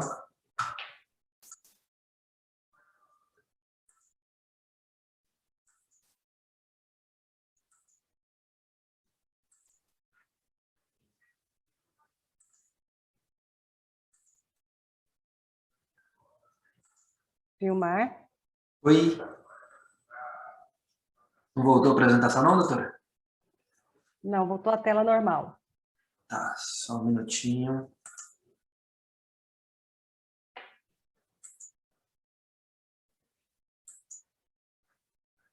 Bom, enquanto ele ajusta ali, vamos falando umas situações importantes, né?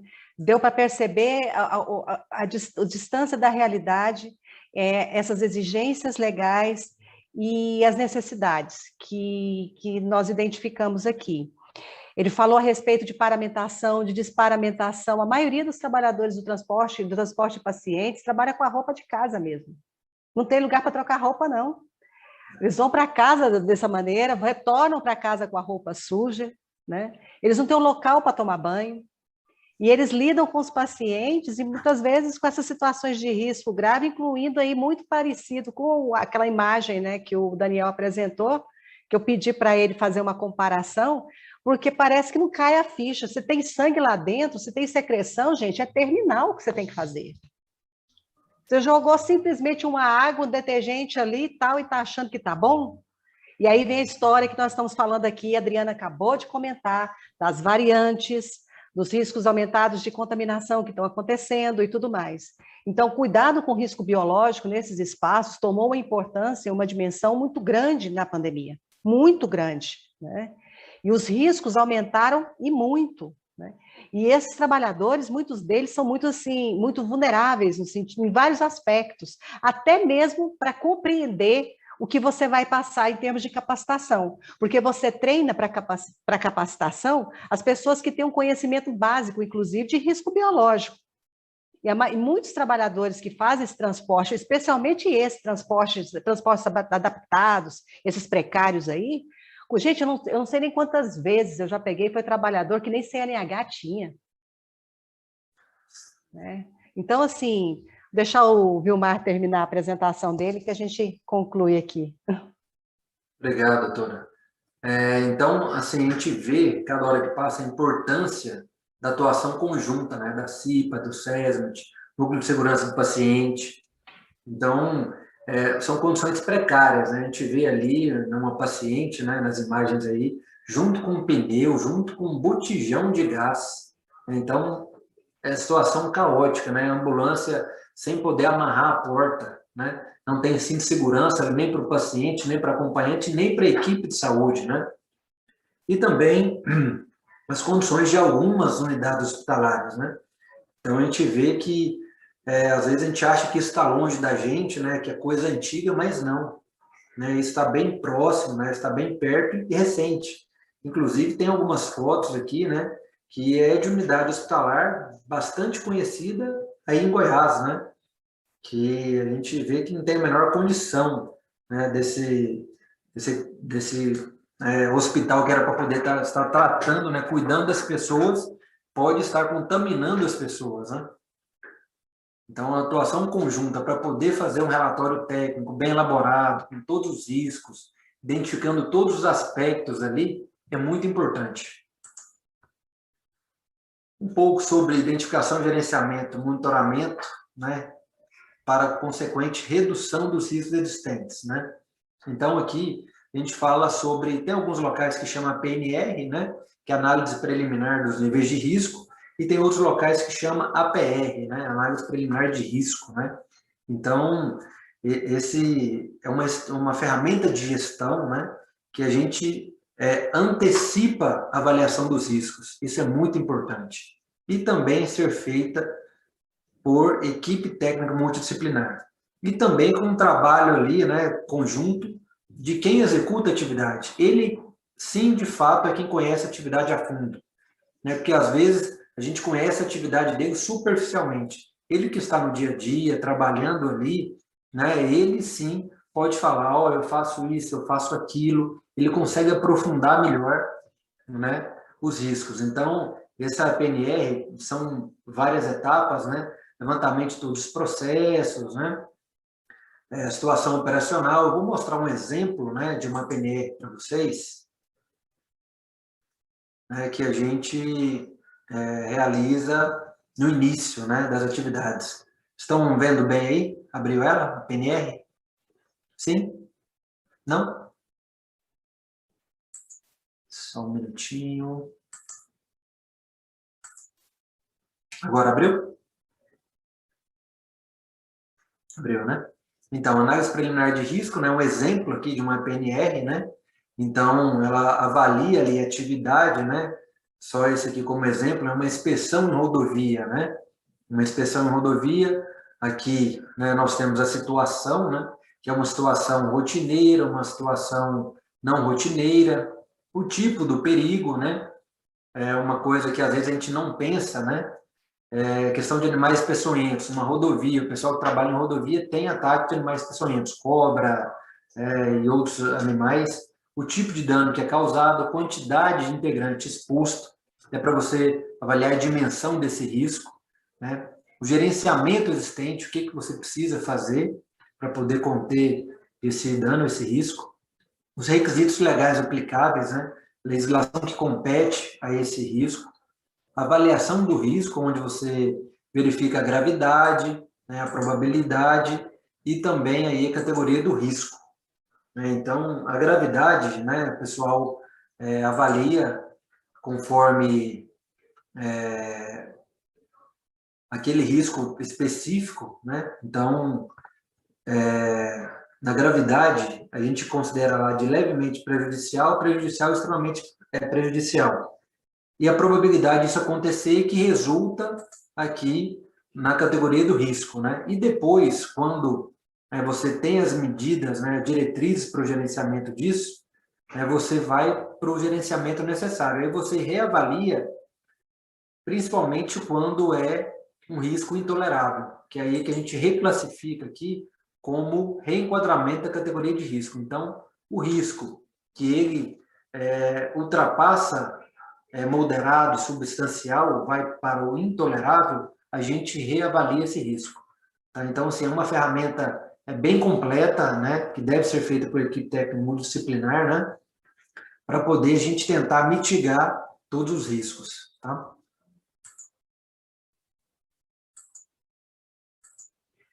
Então, só um exemplo, né, de uma PNR dessa. Falando um pouco sobre acidentes de trabalho, né, então, a importância de se investigar bem um acidente, né? A investigação do acidente, né, ela deve sempre objetivar uma mudança de processo, uma mudança de postura ou algum ajuste, né? Você não pode ter um acidente, fazer uma análise e não ter uma mudança do processo. E, com certeza, esse acidente vai voltar a acontecer novamente, né? Então, você precisa de uma investigação com uma metodologia eficiente. Não adianta só investigar qual foi a causa, foi isso. Não, faz uma análise, uma avaliação profunda desse acidente. Existem várias metodologias, né? Vou mostrar alguns exemplos para vocês daqui a pouco.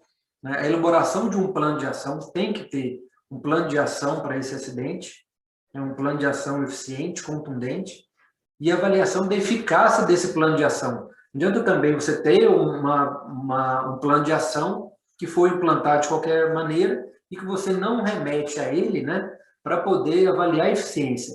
Isso nada mais é do que o ciclo PDCA, né, de você ter ação, checar, né, confirmar.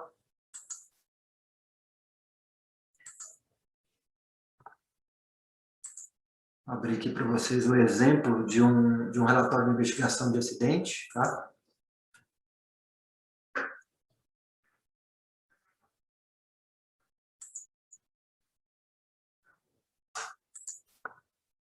Então, abriu para vocês relatório de investigação de acidente? Só um minutinho. Que não abriu, foi para mim aqui agora. Só um minutinho.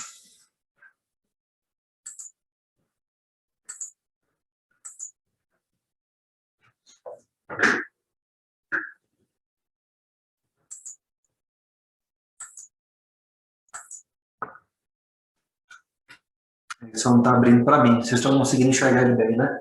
Isso, está aqui na minha outra tela. Só voltar aqui um pouquinho.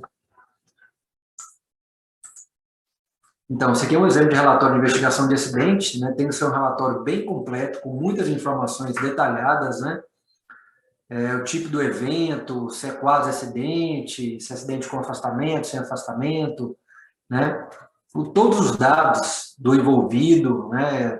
Grau de escolaridade, admissão, tempo de carga e função, quantas horas trabalhadas até o momento.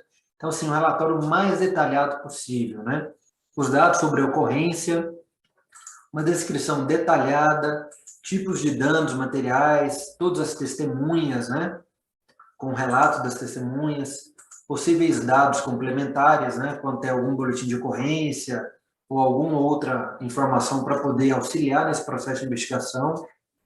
O processo de investigação, né? Avaliando a atividade, se é atividade rotineira, se não é rotineira, se é evento recorrente, se essa pessoa, né, já teve outro acidente semelhante, o tipo de lesão, né? Essa pessoa sofreu, importante você especificar o tipo de lesão, ir para a análise de causa, né? São a árvore de falhas, né? Os tipos, né, as metodologias dos acidentes, avaliar o potencial de perda, porque às vezes o dano na pessoa foi pequeno, só que o potencial de perda pode ser alto. Né? A pessoa às vezes só ralou o joelho, mas poderia ter morrido. Então é importante a gente avaliar esse potencial de perda. Propor o plano de ação com prazos, com responsáveis, depois checar esse plano de ação. Daniel, está travada também. A tela sua está travada. Está no relatório de... Não, está só na tela de relatório de investigação de acidente. É melhor você tirar essa tela.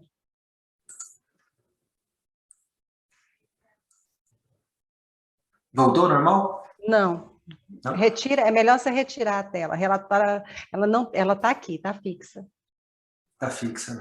Tá, deixa eu abrir. Porque a tela compartilhada é o seu relatório. Eu acho que você tem que compartilhar essa tela e compartilhar novamente a outra. Tá, só um minutinho. Pronto, tirei o compartilhamento, só compartilhar a tela aqui. Agora é. Tá, só um minutinho. E no caso de motoristas profissionais, enquanto ele ajusta a tela aqui, uma situação que eu nunca vi, assim, a gente luta para que incluam, para que as equipes técnicas multidisciplinares passem a dar atenção para essas questões, é com relação ao sono. A jornada de trabalho é importante, o sono, as investigações em relação à qualidade do sono. Tanto é que nós teremos em junho um especialista que vai começar esse mês, mas no mês de junho nós vamos falar a respeito disso. Em relação aos motoristas profissionais, a questão do excesso de jornada também é recorrente. Né? E os acidentes de trânsito, em razão desse excesso de jornada, que compromete o sono, o sono reparador para que haja as condições críticas que o motorista precisa para dar resposta rápida em cada um dos seus eventos na condução, é um grave, geralmente não colocam, geralmente essa parte os técnicos não colocam, mas eu sempre cobro para que isso seja colocado, porque é importante que seja colocado. É aquela história, né? Não é porque não está escrito na norma regulamentadora que você não vai colocar. A crítica tem que ser permanente, né, doutor Raimundo, do que é necessário, do que precisa ser colocado, que vai muito além que está na norma.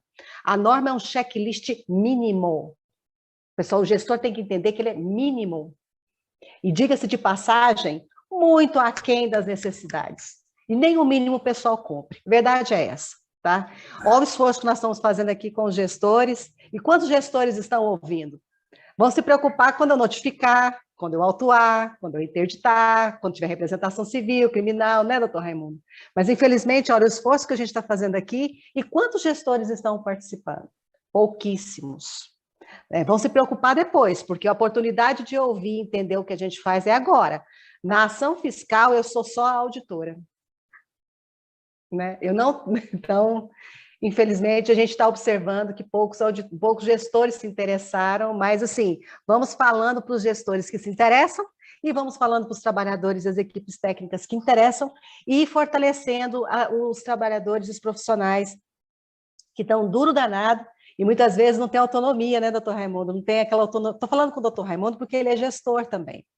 Né? E é por gestores como ele que está aqui, é que eu me esforço de fazer o serviço que eu faço.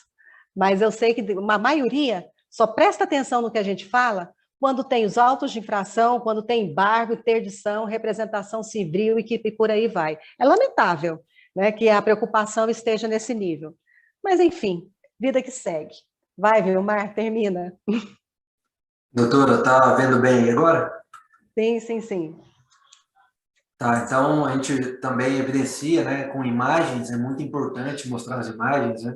Estou mostrando aqui alguns exemplos, né, de um acidente real que aconteceu, né, que foi um acidente causado, né, no final da investigação, a gente concluiu que foi um acidente causado pelo usuário, né, foi ausência de informação, né, sobre o tipo de carga que estava sendo transportada, né, então era uma carga de material inflamável dentro de um container e que não tinha numeração da ONU, não tinha as informações, e quando a nossa equipe foi apoiar para poder apagar o incêndio, houve uma explosão dessa carga e feriu trabalhadores nossos, né? Então, assim, o relatório tem que ser muito completo, né? Espinha de peixe, com toda a análise de causa, pessoal, do ambiente, da máquina, materiais, procedimentos e tarefas do processo, para poder chegar no evento topo e saber, de fato, o que aconteceu. Então, assim, a gente é sempre redundante. Né? Depois disso, análise de causa, a gente vai para os porquês, né? Por que, né, o integrante não tinha conhecimento dessa carga de produto, né? Por que o motorista não falou? Então, assim, a gente vai aprofundando, vai sendo redundante nas perguntas, na avaliação, né, até chegar à causa principal do acidente. Então, assim, quanto mais informações em uma investigação, melhor. Declaração de todos envolvidos, né? É importante o pessoal ter ciência que quando tem lesão, quando tem até acidente fatal, toda essa declaração, né? A pessoa que faz um falso testemunho, ou então informa informações que não são verdades, né? Ela pode ser responsabilizada civil e criminal, né? Então é importante a pessoa saber disso, quando ela está participando da investigação de um acidente. E também o croquis, né? Para o pessoal entender, né? O pessoal que está de fora, entender qual foi a dinâmica, né? O que aconteceu ali naquele acidente. Tá? Voltando aqui para a apresentação.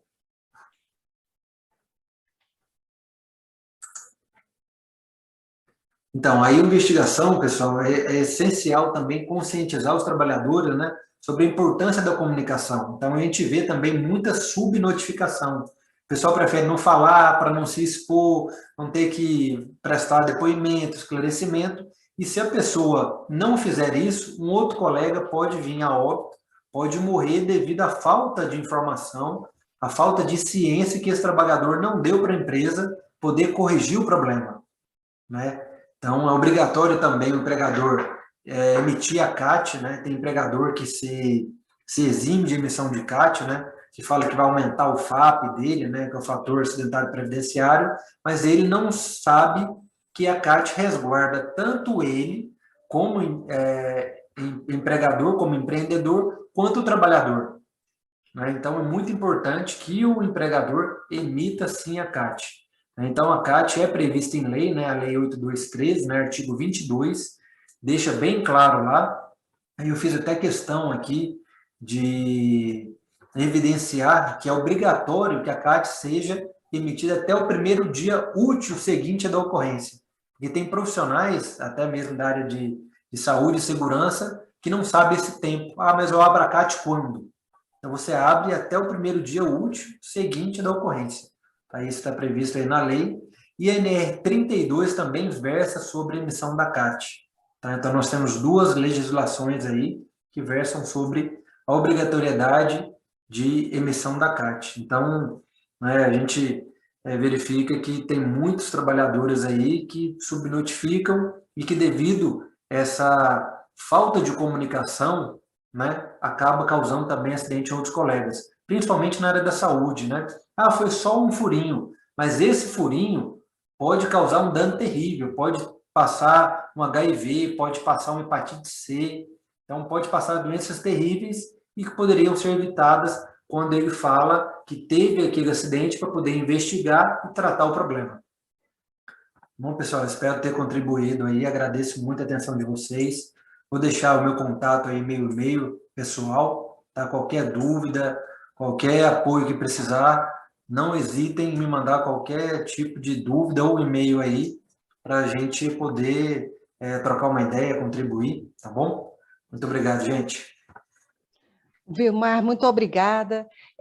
Para informarmos o seguinte, tanto o e-mail do Daniel quanto do Vilmar estão disponíveis.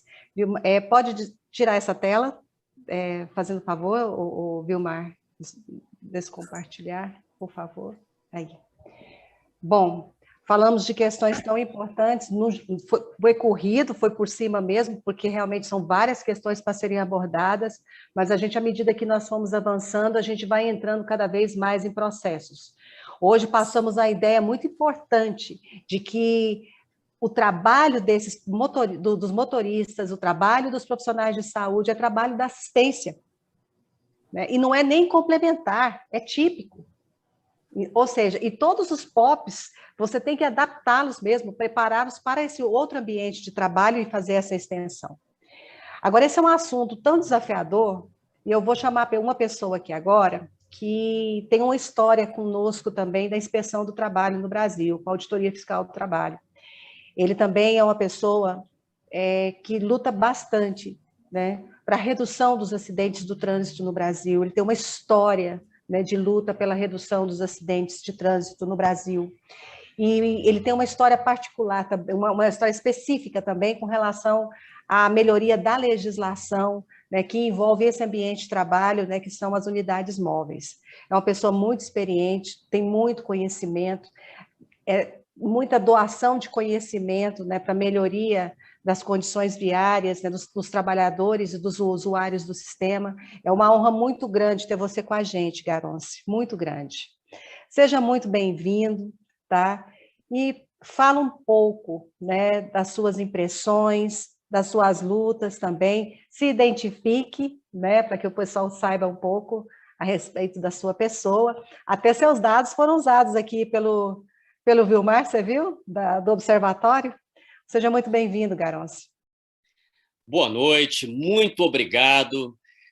Doutora Jaqueline é uma amiga aí dessa trajetória que a gente vem buscando, né, trilhar na busca de condições seguras, porque nós sabemos que quando o trabalhador que é envolvido na questão do transporte, seja ele qual for, a ele não são dadas as condições de trabalhar com segurança, ele não só se coloca em risco, como coloca em risco todos que compartilham o trânsito com ele. Mas, assim, muito rapidamente me apresentando, né, eu me chamo Francisco Garonce, eu passei 30 anos da minha vida profissional na Força Aérea Brasileira, eu sou aviador, sou piloto da Força Aérea, da Reserva, e desenvolvi uma trajetória acadêmica ligada à área de educação, de formação profissional. Eu sou doutor em educação pela Universidade de Brasília e fiz um pós-doutorado nessa área de tecnologias na educação na National Defense University, que fica nos Estados Unidos, em Washington. Tive a oportunidade e a felicidade de ingressar no universo do trânsito por meio da educação, quando assumi, em 2016, a coordenação geral de educação para o trânsito do Departamento Nacional de Trânsito, quando eu tive a oportunidade de coordenar uma das câmaras temáticas do Conselho Nacional de Trânsito, especificamente a área de educação e saúde no trânsito. E nessa oportunidade pude conhecer a doutora Jaqueline, que foi de assim uma ajuda fantástica, e não estou aqui jogando confete porque estamos conversando, mas é um fato real, né? A contribuição de doutora Jaqueline no sentido de trazer essa percepção de que o trabalhador envolvido no processo educacional, ele deve ser respeitado e devem ser dadas a ele condições de agir com segurança, isso fez toda a diferença em um processo de formação do condutor que está em pleno processo de reestruturação dentro do nosso país. Muito obrigado, doutora Jaqueline, por ter nos apoiado nesse universo do trânsito com a sua ampla experiência, né, da vida real, a experiência de quem, na madrugada, está trabalhando nas nossas rodovias, não para fazer pegadinha, para pegar o trabalhador, não, a senhora está lá para poder entender a realidade, porque só quem efetivamente vai para a estrada pode conhecer essa realidade que a senhora conhece e que, no seu trabalho do dia a dia, vem se empenhando para mudar e trazer aquilo que, dentro do Observatório Nacional de Segurança Viária, nós mais buscamos, né? Que é reduzir mortes e lesões no trânsito. Então, hoje, eu não trabalho mais no Departamento Nacional de Trânsito, eu trabalho no Observatório Nacional de Segurança Viária, temos acordos de cooperação com diversas entidades, inclusive com a ONU, mas aqui especificamente com o Ministério da Infraestrutura, com o Denatran, nós continuamos desenvolvendo vários trabalhos, né? Concluímos há 2 meses atrás o estudo da segurança na circulação das combinações de veículos de carga de 91 toneladas e 11 eixos, o que é um grande desafio, e hoje nós podemos demonstrar que é possível que ela circule com segurança, mas existe um conjunto de limitações que devem ser respeitadas para que a circulação aconteça com segurança para o condutor dessa grande carreta, né, desse bitrem enorme, assim como segurança para todo mundo que convive. Mas, bom, eu voltando aqui, né, para essa realidade dos condutores de ambulâncias. Nessa experiência em que passei pelo CONTRAN, pelo Denatran, eu tive a oportunidade de trabalhar com uma equipe da Abranca, que é a Associação Brasileira dos Condutores de Ambulância. Hoje, essa entidade, inclusive, tem um assento dentro da Câmara Temática de Educação e Saúde para o Trânsito. Esta associação me fez conhecer um pouco mais dessa realidade e eu sempre busquei, né, pegar a experiência que eu tenho do universo da aviação e tentar, aos poucos, trazer isso para o universo do transporte rodoviário, de cargas de passageiros, para, inclusive, essa realidade do transporte de enfermos. Na aviação, nós sabemos que quando uma aeronave é envolvida no transporte de enfermos, e nos 30 anos de Força Aérea eu tive inúmeras oportunidades de transportar enfermos, e muitas das vezes a situação é emergencial. A gente está com um helicóptero na Amazônia, dentro de apoiando uma comunidade indígena, sempre levando as equipes da Fundação Nacional de Saúde, e muitas das vezes a gente se depara com uma situação de uma mulher indígena em trabalho de parto, e as equipes que vão, né, nem sempre há todos os especialistas, identificam que aquela mulher precisa ser transportada. Então, assim, a aeronave às vezes nem está preparada para o transporte aeromédico, que é o termo correto do transporte de enfermos. Ela tem uma série de exigências para isso, e muitas das vezes o transporte é feito para atender, é uma questão humanitária. Agora, depois de atendida a emergência, nós sempre temos o ímpeto de vamos salvar a vida dessa pessoa, vamos apoiar, mas assim, nenhum dos cuidados anteriores são tomados, né? A gente não sabe se aquela pessoa, além de ter aquela situação, tinha outras complicações. Então, todo o transporte aeromédico ele é seguido de um processo de desinfecção da aeronave. E este processo ele é demorado, né?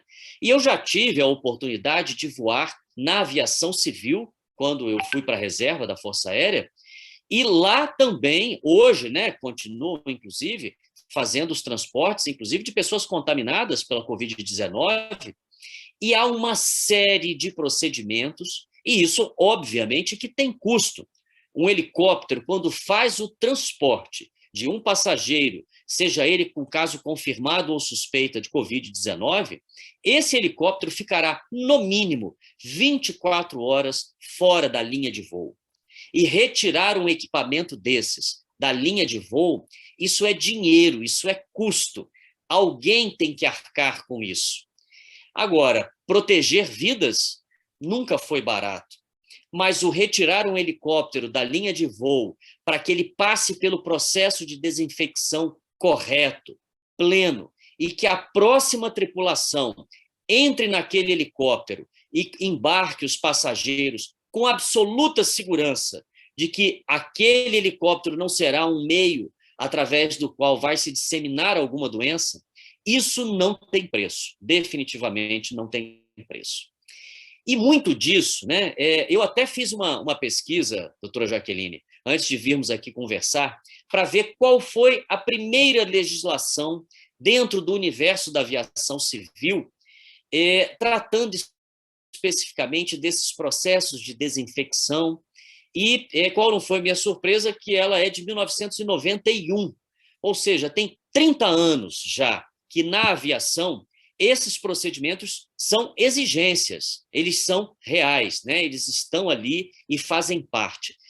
Hoje em dia, nenhum gestor de empresa aérea ele vai se incomodar quando a equipe de manutenção chega e o comunica, olha, este helicóptero, esta aeronave vai ficar 24 horas indisponível porque estaremos realizando o processo de desinfecção, né? Mas vemos aí que pelo menos 30 anos foram necessários para que tudo isso chegasse à normalidade. Na Força Aérea, não existe essa questão comercial, né? Mas existe a questão operacional. Nós temos as operações a serem realizadas, os apoios, as demandas, né? E essas demandas, muitas das vezes, do mais alto nível, e temos que entender que, dentro da aviação, isso é uma realidade. Não se realiza um procedimento quando você não tem absoluta certeza e segurança de que ele está fornecendo aquela garantia para todos os envolvidos. Sejam os trabalhadores daquele universo, comandante, copiloto, mecânico de voo, o comissário de bordo, para esses que estão ali trabalhando, como para aqueles que estão sendo transportados ali, para os passageiros. Então, é algo que nós sabemos muito bem, que não é da noite para o dia que se constrói uma cultura, mas eu acho que o principal dessa nossa conversa aqui hoje é trazer este paralelo, né?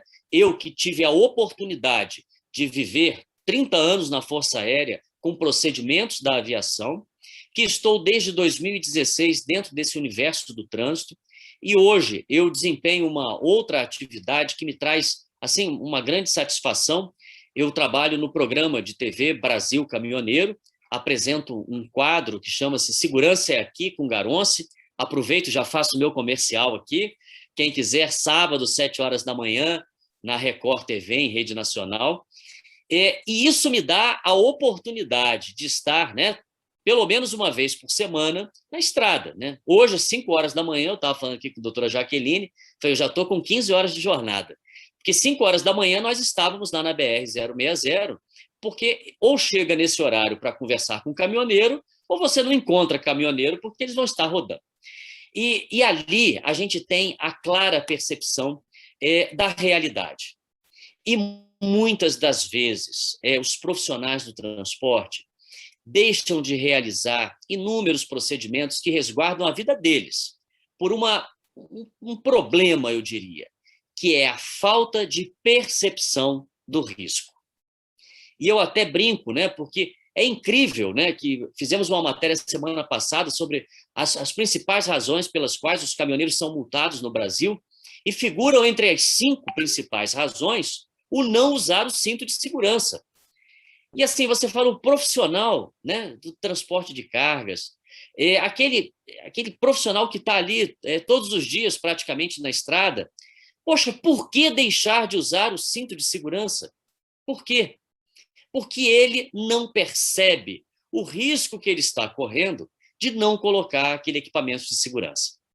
E aí eu até brinco com alguns deles, quando às vezes eu entro em várias boleias para gravar matérias, e aí vejo que o cinto está com um nozinho ali, porque aquele nozinho é para poder não apertar a barriga, ele ficar mais à vontade.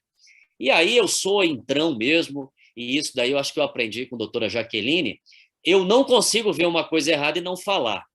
Procuro fazê-lo da forma mais educada possível. Mas eu não saio daquela boleia antes dele desamarrar aquele nó de jeito nenhum.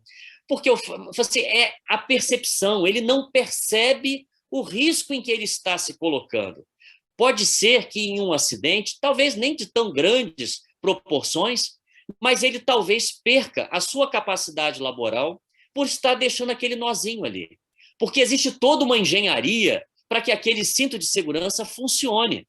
A hora que ele dá o nozinho para ficar mais confortável na barriga, ele está jogando no lixo anos de pesquisa e estudos. E aí, eu até brinco com eles, eu falo, olha, se caísse aqui na sua boleia uma jararaca, né, e ela tivesse enrodilhada ali no canto, você viajava sossegado? E ninguém é maluco. Ah, Deus me livre, não. Tem gente que só de falar um negócio desse, o cara arrepia, recolhe a perna, só de pensar uma cobra dentro da boleia. Falei, pois é, rapaz, mas se essa cobra estiver no canto de lá e você no canto de cá, talvez você viaje horas e horas, porque a cobra não vai vir te atacar, ela vai ficar lá no cantinho dela. E o risco que ela te traz é muito menor do que esse nozinho no cinto de segurança. E tudo isso devido a uma falta de percepção do risco. E um dos grandes trabalhos que a gente tem lá no observatório é justamente esse, fazer com que as pessoas percebam os riscos reais. E quando a gente vê imagens, como vimos agora há pouco, né, de uma ambulância em que simplesmente jogam uma água, jogam um detergente, um desinfetante forte, com cheiro de eucalipto, e acha que aquilo está bom. Quando, na realidade, você está se colocando em risco inúmeras outras pessoas. E, olha, doutora Jaqueline, eu arriscaria aqui dizer que a grande maioria dos que fazem isso acham que não estão fazendo mal algum. Poxa, eu estou deixando aqui limpinho. Ah, tem que botar aquele produto lá que diz, mas aquilo é muito caro, aquilo é muito difícil. Não. Vamos, olha, eu deixo limpinho e cheiroso e sai com a sensação de que está fazendo o melhor. Simplesmente porque não tem esta percepção do risco em que vai colocar as pessoas. Então, eu não quero cansá-los, né, nesse final de noite aqui. Quando começo a falar, me empolgo, mas essa questão da segurança viária, a gente precisa realmente convencer as pessoas a mudarem de atitude. E isto só acontece quando efetivamente elas percebem os riscos reais de atitudes que não são seguras. Esse não é um trabalho fácil, definitivamente não é. É importante que gestores estejam cientes da sua responsabilidade, não apenas com a preocupação do dia que a doutora Jaqueline vai bater a sua porta, né, e vai identificar os erros e como papel dela profissional terá que autuar, terá que notificar, terá que exigir a correção, mas simplesmente porque fazer o certo, ele é tranquilizador, porque a gente sabe que de uma forma muito clara você vai estar protegendo a vida de muitas pessoas, inclusive a sua, e principalmente você vai estar colaborando para essa mudança de atitude. se o gestor que está à frente do processo, ele não for o exemplo do certo, muito dificilmente quem está lá na ponta do sistema vai efetivamente ter essas atitudes de segurança. Não vou cansá-los, até porque essa semana eu tomei conhecimento de um estudo feito por uma brasileira, professora Ana Carolina Queiroz, lá na Universidade de Stanford, nos Estados Unidos, e ela fez uma pesquisa lá de Stanford, aqui no Brasil, uma ferramenta igual a essa que a gente está usando, o Zoom, e ela identificou, criou uma escala, né, categorias de estresse que as pessoas têm ao atuar nesse ambiente de relação presencial conectada. E ela identificou os 5 graus de estresse, e no nível 5, os brasileiros que foram pesquisados usando o Zoom, quase 20% que atinge o grau 5 de estresse. Então, eu não quero ser mais um a ajudar aqui esses 20% a estarem nesse nível mais alto de estresse. Agradeço muito essa oportunidade e gostaria só de encerrar, né, compartilhando com vocês o vídeo do Maio Amarelo, que ele traz, neste ano, a mensagem do respeito e responsabilidade. Pratique no trânsito. E é isso. E o praticar respeito e responsabilidade no trânsito envolve as questões da ambulância, da correta operação desse equipamento, porque ao assumir a sua responsabilidade e respeitar o próximo, nós com certeza estaremos salvando muitas vidas. Eu vou pedir licença aqui para compartilhar a minha tela. E espero que... O momento exige respeito e responsabilidade. E as nossas atitudes refletem em todos que estão à nossa volta. Muitas vezes nem percebemos que o que estamos fazendo pode causar riscos para quem está ao lado. As regras impostas pela pandemia, assim como as regras do trânsito, servem para proteger você e a sociedade. Os acidentes de trânsito no mundo têm números de pandemia. São mais de 50 milhões de pessoas mortas e feridas por ano. A vacina para a pandemia no trânsito é a sua atitude. Fazer o que é certo traz paz e tranquilidade. Respeito e responsabilidade. Pratique no trânsito. Maio Amarelo 2021. Pessoal, muito obrigado mais uma vez pela oportunidade de estar aqui com vocês e me coloco plenamente à disposição de todos lá no Observatório Nacional de Segurança Viária. Obrigado. Garons, muito obrigada pela sua participação. Muito obrigada.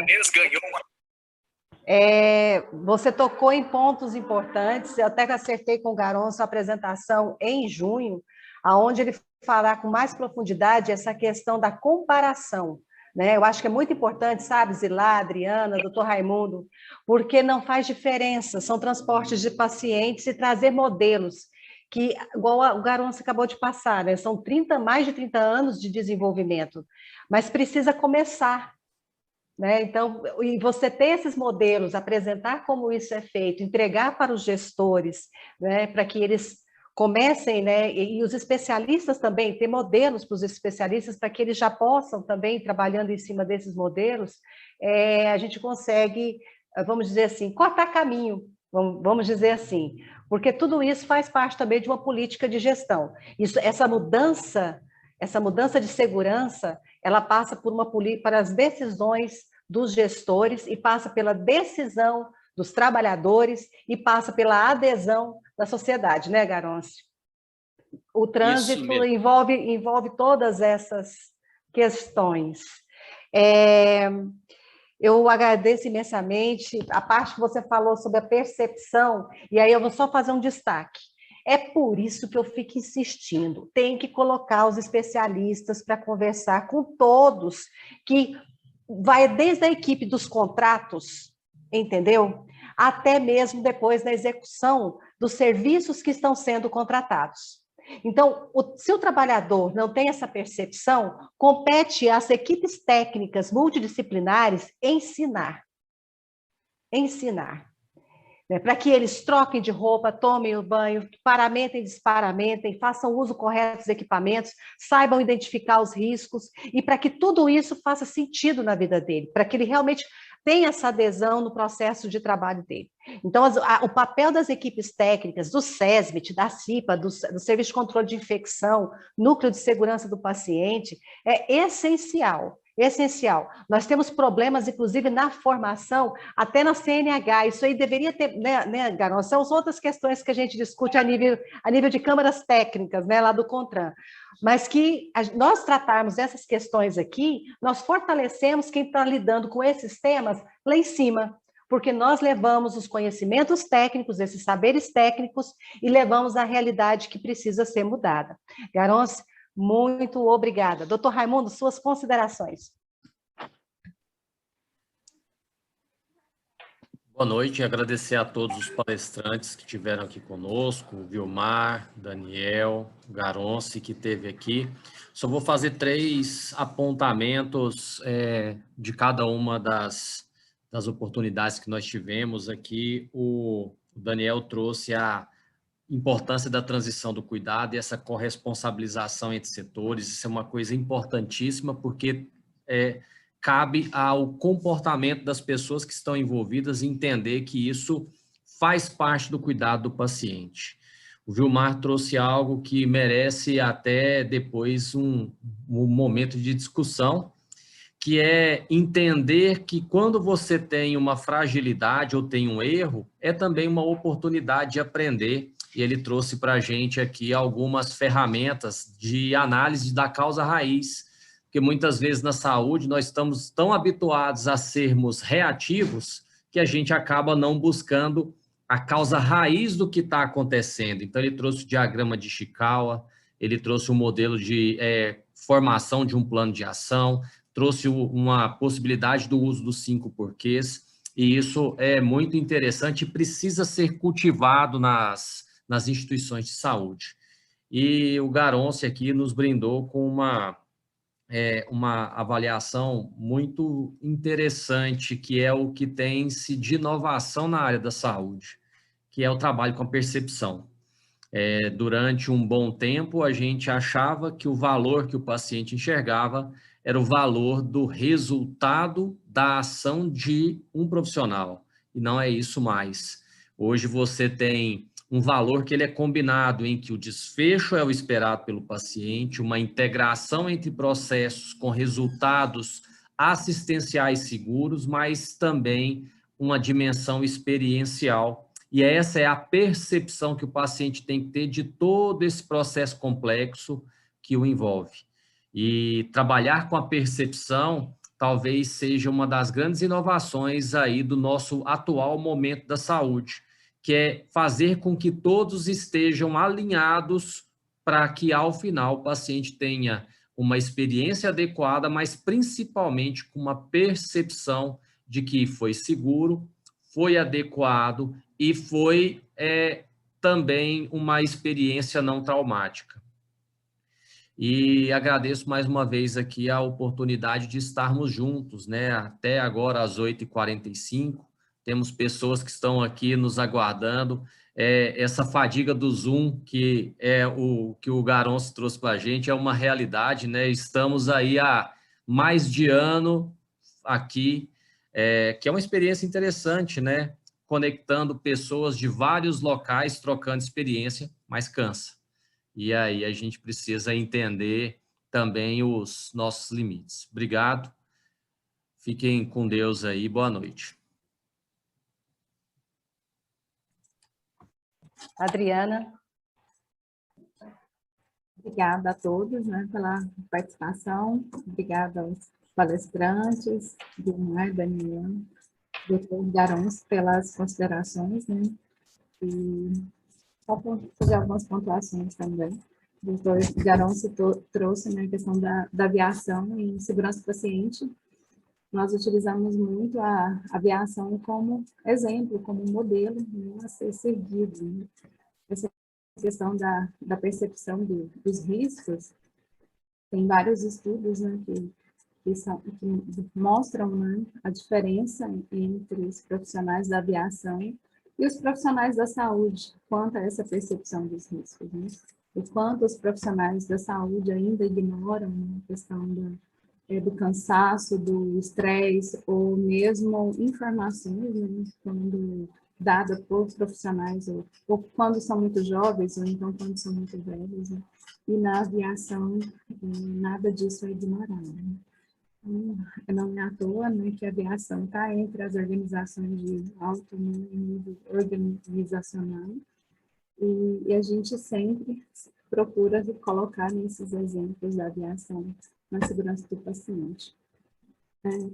Referente às falas, né, dos palestrantes do Daniel e do Vilmar, acho que mais uma vez ficou evidente a necessidade da gente ter essas equipes trabalhando, né, o tempo todo, a importância de estar todos unidos, né, o transporte, o serviço móvel, né, o transporte, ele é uma extensão do serviço de saúde, né, não pode ser separado.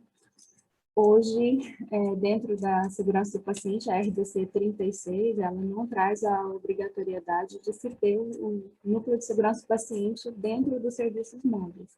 Embora a gente já tenha, aqui em Goiás, alguns serviços móveis com interesse em implantar, e na fala do Vilmar ficou bem evidente mesmo assim, o trabalho, né, da segurança do paciente, o uso aqui das ferramentas da qualidade, né? Essa questão da gente ser, que até o Dr. Raimundo pontuou, né? Nós temos que ser proativos e geralmente nós somos só reativos, né? A gente sempre trata só o erro, o dano, né? Nós não evitamos ele. Então, em segurança do paciente, a gente procura assim, estar trabalhando isso, e a gente fala o tempo todo de ser proativo, né? Então, de identificar, ter esses processos de trabalho, né? Conseguir identificar esses erros e implantar essas barreiras, né? Então, são várias essas barreiras, essas ferramentas da qualidade, e você conseguir identificar esses eventos adversos, né? Você aprender com o erro. Eu acredito que se realmente a gente conseguir implantar, ou então essas equipes multi estarem ali dentro, né, do serviço móvel, com certeza a gente vai melhorar bastante essa parte aqui do serviço, né, de ser proativos que a gente precisa ser. E é isso. Muito obrigada a todos. Obrigada, Jaqueline, Zilar, Dr. Raimundo. Zilar. Eu gostaria também de parabenizar todos os nossos expositores. A exposição de um complementou o outro, sempre baseado no foco da segurança. Se a gente vai garantir a segurança para o trabalhador, nós vamos garantir a segurança também para a população que está ali e também para o paciente, consequentemente. E assim, quando todos os protocolos de segurança, eles são necessários serem implementados também, implantados e implementados nesses serviços móveis, e as leis também, um monte de legislação que nós temos, NRs, resoluções na diretoria colegiada, que traz esse compromisso com a segurança e com a qualidade. Nós precisamos, com certeza, avançar muito a parte móvel terrestre, chegando o que a aviação já tem conquistado, mas com certeza isso também vai ser, nós precisamos aprender essas experiências da aviação que seguem protocolos bem definidos, né, que são procedimentos altamente definidos, que se a etapa A se a etapa A tiver algum problema, não passa para a etapa B. Ainda mais que na aviação, acontece que a vida do próprio comandante está em risco. Se a aeronave cair, ele está junto também. Então, esses protocolos têm que ser bem seguros, e a gente precisa trazer isso para a parte também terrestre, porque pode acontecer os acidentes, né? Podem ser fatais, podem ser, ou então, graves, com alguma sequela, e isso é muito importante. Daí a preocupação de todos os órgãos fiscalizadores, de estar cobrando essas normatizações, cobrando esse segmento. E quando a gente tem os nossos gestores, precisam entender que mesmo sendo terceirizado, isso é só reforçando o que a gente está falando, ele tem uma corresponsabilidade. Então, eu não posso deixar o terceirizado, é a culpa do outro, jamais. É a responsabilidade do outro, jamais. Isso a gente responde solidariamente, não é? Então, precisa ter esse respeito, esse compromisso de poder fazer o certo, porque nós estamos querendo fazer o certo, isso é a intenção e a ideia de todo mundo. Então, assim, parabéns a todos os expositores, e muito obrigada também, doutora Adriana, doutor Raimundo, doutora Jaqueline, o nosso querido técnico da TI também, que nos dá esse apoio aqui na live e tudo mais, e vocês todos que estão conosco aqui, mais uma live, não é? Que com certeza foi uma noite muito agradável, de muito conhecimento. Obrigada. Então, boa noite a todos. Aí eu vou me despedindo, repetindo o lema do Maio Amarelo, respeito, né, Garons? Respeito e responsabilidade. É só isso que a gente pede. É só disso que nós estamos tratando aqui. Respeito e responsabilidade. Até semana que vem. Cuidem-se. Boa noite a todos. Boa noite. Obrigada à equipe da TI, HGG, IDETEC, obrigada ao Sinait, obrigada a todos os hospitais, né, a vocês trabalhadores que estão aqui até agora, né, muito obrigada a todos.